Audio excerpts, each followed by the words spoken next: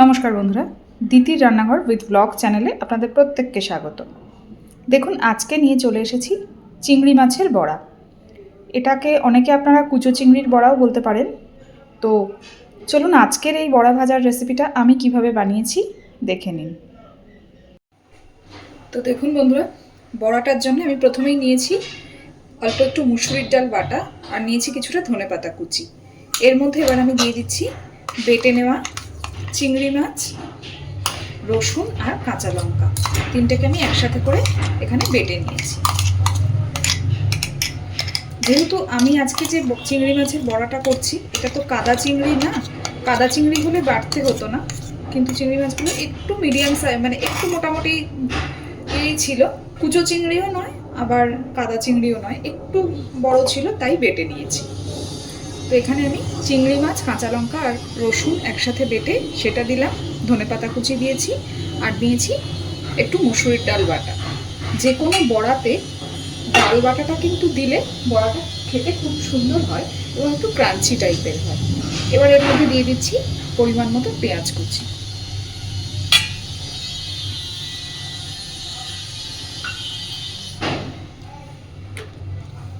দিয়ে দেবো এবার হলুদ গুঁড়ো,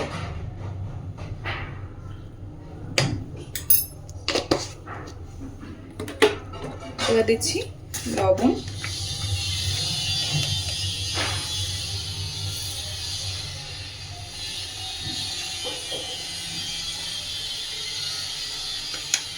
যেহেতু ডাল বাটা দিয়েছি আমি এখানে বেসন দেবো না, দেবো অল্প পরিমাণে একটু চালের গুঁড়ো।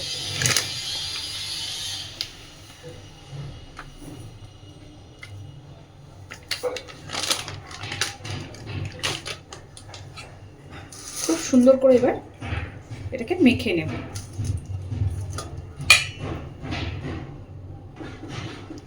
দেখুন, আমি খুব সুন্দর করে বড়ার এই পুরো মিশ্রণটাকে মেখে নিয়েছি। আমি কিন্তু এখানে এতটুকুও জলের ব্যবহার করিনি।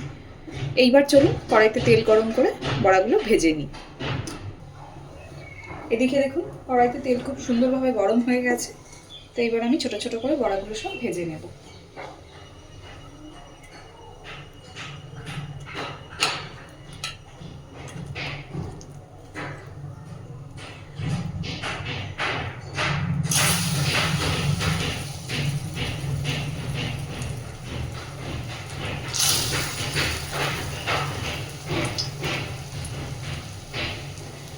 এই শীতের দুপুরে ডালের সাথে এরকম একটা বড়া ভাজা হলে কিন্তু পুরো দুপুরের খাওয়াটাই জমে যাবে। আবার সন্ধ্যের চায়ের আড্ডাতেও কিন্তু দারুণ জমবে।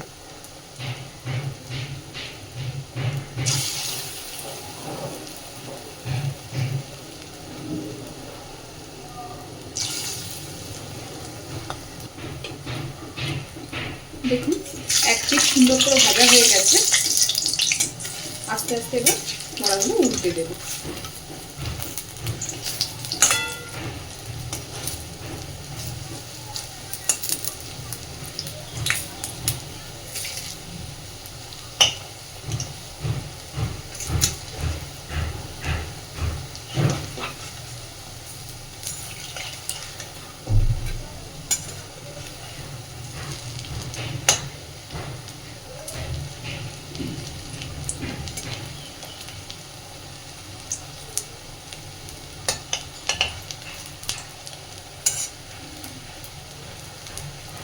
একটু সময় নিয়ে সুন্দর করে বড়াগুলোকে আগে ভেজে নেব। দেখুন বন্ধুরা, আমি লাল লাল করে সুন্দরভাবে বড়াগুলো ভেজে নিয়েছি। তো এবার তুলে নেব।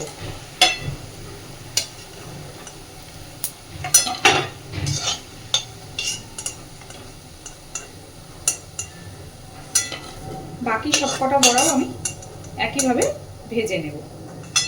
তো আজকের এই চিংড়ি মাছের বড়ার রেসিপিটা আপনাদের কেমন লাগলো অবশ্যই আমাকে জানাবেন। আর প্লিজ যদি ভালো লেগে থাকে, দেখুন বড়া ভাজা বাড়িতে আমরা সবাই ন্যাচারালি বানিয়ে খেয়ে থাকি, কিন্তু এক একজনের রান্নার ধরন এক এক রকম। তো কেমন লেগেছে অবশ্যই আমাকে জানাবেন। আর প্লিজ আমার চ্যানেলটাকে লাইক, শেয়ার এবং সাবস্ক্রাইব করে আমার পাশে থাকবেন। ধন্যবাদ।